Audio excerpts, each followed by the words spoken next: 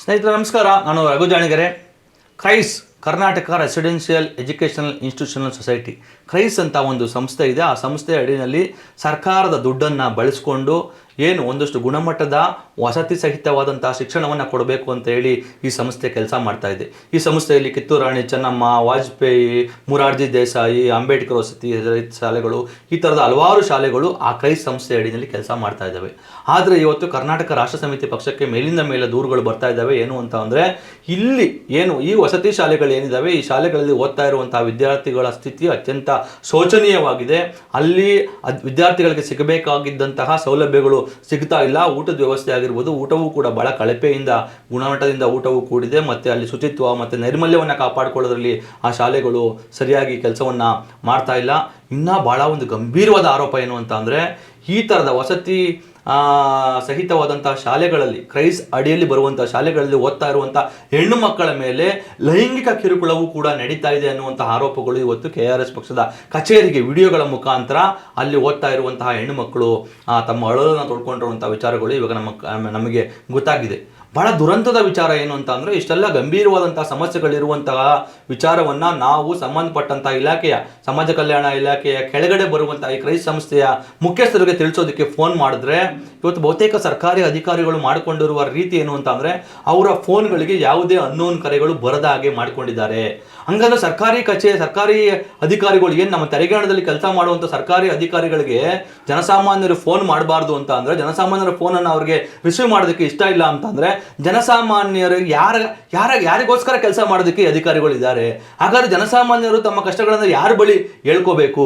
ಈ ಒಂದು ಕ್ರೈಸ್ ಸಂಸ್ಥೆಯಲ್ಲಿ ಕೆಲಸ ಮಾಡುವ ಮುಖ್ಯಸ್ಥರು ಕೂಡ ಇವತ್ತು ಜನಸಾಮಾನ್ಯರು ಅಥವಾ ಅನ್ನೋನ್ ನಂಬರ್ಸು ಬರದ ಹಾಗೆ ಅವ್ರ ಫೋನ್ಗೆ ಮಾಡ್ಕೊಂಡಿರೋ ಕಾರಣಕ್ಕಾಗಿ ನಾವು ಅವ್ರನ್ನ ಸಂಪರ್ಕ ಮಾಡಿ ವಿಚಾರವನ್ನು ಅವ್ರಿಗೆ ತಿಳಿಸೋದಕ್ಕೆ ಆಗ್ತಾ ಇಲ್ಲ. ಹಾಗಾಗಿ ನಾನು ಈ ಮುಖಾಂತರ, ನಮ್ಮ ಈ ಒಂದು ವಾಹಿನಿಯ ಮುಖಾಂತರವೇ ರಾಜ್ಯದ ಜನರಿಗೆ ಆಗ್ತಾ ಇರುವಂತಹ ಅನ್ಯಾಯವನ್ನು, ಎಸ್ಪೆಷಲಿ ಬಹಳ ಮುಖ್ಯವಾಗಿ ಆ ಮಕ್ಕಳ ಪೋಷಕರ ಪರವಾಗಿ, ಎಷ್ಟೋ ಜನ ಪೋಷಕರಿಗೆ ಏನಪ್ಪ ಅಂತಂದ್ರೆ, ಅಯ್ಯೋ ನಾವು ಕೇಳ್ಬಿಟ್ರೆ ಅಲ್ಲಿ ಮಾತಾಡಿದ್ರೆ, ಅಥವಾ ವಿದ್ಯಾರ್ಥಿಗಳಿಗೇನೆ ಪಾಪ ನಾವು ಈ ವಿಚಾರವಾಗಿ ಮಾತಾಡಿದ್ರೆ ನಾಳೆ ದಿವಸ ನಮ್ಮ ಭವಿಷ್ಯ ಏನಾಗುತ್ತೋ, ನಮಗಿಲ್ಲಿ ನಮ್ಮ ಮುಂದಿನ ಶಿಕ್ಷಣಕ್ಕೆ ಯಾವ ರೀತಿಯಾಗಿ ಧಕ್ಕೆ ಆಗುತ್ತೋ ಅನ್ನುವಂಥ ಭಯದಲ್ಲಿ ಇವತ್ತು ಅಲ್ಲಿ ಏನು ಓದ್ತಾ ಇರುವಂತಹ ವಿದ್ಯಾರ್ಥಿಗಳು ಮತ್ತು ಪೋಷಕರು ಇದ್ದಾರೆ. ಹಾಗಾಗಿ ಎಲ್ಲ ವಿದ್ಯಾರ್ಥಿಗಳು ಮತ್ತು ಪೋಷಕರ ಪರವಾಗಿ ಈ ವಿಚಾರವನ್ನು ಸಂಬಂಧಪಟ್ಟವಂಥವರ ಗಮನಕ್ಕೆ ತರುವಂತಹ ಕೆಲಸವನ್ನು ಕರ್ನಾಟಕ ರಾಷ್ಟ್ರ ಸಮಿತಿ ಪಕ್ಷ ಮಾಡ್ತಾ ಇದೆ.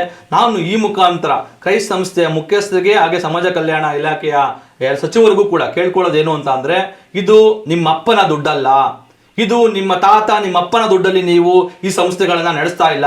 ನೀವು 7.5-8 ಕೋಟಿ ಕನ್ನಡಿಗರು ಏನಿದ್ದಾರೆ, ಅವರು ಕಟ್ಟುವಂತಹ ತೆರಿಗೆ ಹಣ ಏನಿದೆ, ಆ ತೆರಿಗೆ ಹಣದಲ್ಲಿ ನೀವು ಈ ಸಂಸ್ಥೆಯನ್ನ ನಡೆಸ್ತಾ ಇರುವಂಥದ್ದು. ಹಾಗಾಗಿ ನೀವು ಆ ಸಂಸ್ಥೆಗೆ ಬರುವಂತಹ ಹಣವನ್ನು ಪೋಲಾಗದ ರೀತಿಯಲ್ಲಿ ಇವೆಲ್ಲ ಸಮಸ್ಯೆಗಳಿದ್ದಾವೆ, ಈ ಸಮಸ್ಯೆಗಳಿಗೆ ಪರಿಹಾರವನ್ನು ಕಂಡುಕೊಂಡು ತಕ್ಷಣವೇ ಈ ವಿದ್ಯಾರ್ಥಿಗಳ ಎಲ್ಲ ಸಮಸ್ಯೆಗಳನ್ನ ಬಗೆಹರಿಸಬೇಕು. ಹಾಗೇನೆ ವಸತಿ ಶಾಲೆಗಳಲ್ಲಿ ಏನು ಓದ್ತಾ ಇರುವಂತಹ ಹೆಣ್ಣು ಮಕ್ಕಳ ಸುರಕ್ಷತೆಗೆ ಬೇಕಾಗಿರುವಂತಹ ಕ್ರಮಗಳನ್ನ ತಕ್ಷಣವೇ ನೀವು ತೆಗೆದುಕೊಳ್ಬೇಕು. ಆ ಮುಖಾಂತರ ಆಗಿರುವಂತಹ ಅವ್ಯವಸ್ಥೆಗೆ ನೀವೆಲ್ಲ ಕಡಿವಾಣ ಹಾಕುವಂತ ಕೆಲಸಕ್ಕೆ ಮುಂದಾಗಬೇಕು ಅಂತ ಹೇಳಿ ನಾನು ಕರ್ನಾಟಕ ರಾಷ್ಟ್ರ ಸಮಿತಿ ಪಕ್ಷದ ಪರವಾಗಿ ಈ ಮುಖಾಂತರ ಆಗ್ರಹಿಸ್ತಾ ಇದ್ದೀನಿ. ಇದನ್ನ ಎಚ್ಚೆತ್ಕೊಳ್ದಿಲ್ಲ ಅಂತ ಅಂದ್ರೆ, ನೀವು ಬುದ್ಧಿ ಕಲ್ತ್ಕೊಂಡಿಲ್ಲ ಅಂತ ಅಂದ್ರೆ, ಈಗಾಗಲೇ ಈಗ ನಾವು ಒಂದಷ್ಟು ನಿಮ್ಮ ಸಂಸ್ಥೆ ಮೇಲೆ ಇರುವಂತಹ ಗೌರವದ ಕಾರಣಕ್ಕಾಗಿ ಇದನ್ನ ಈ ರೀತಿಯಾಗಿ ಹೇಳ್ತಾ ಇದ್ದೀವಿ.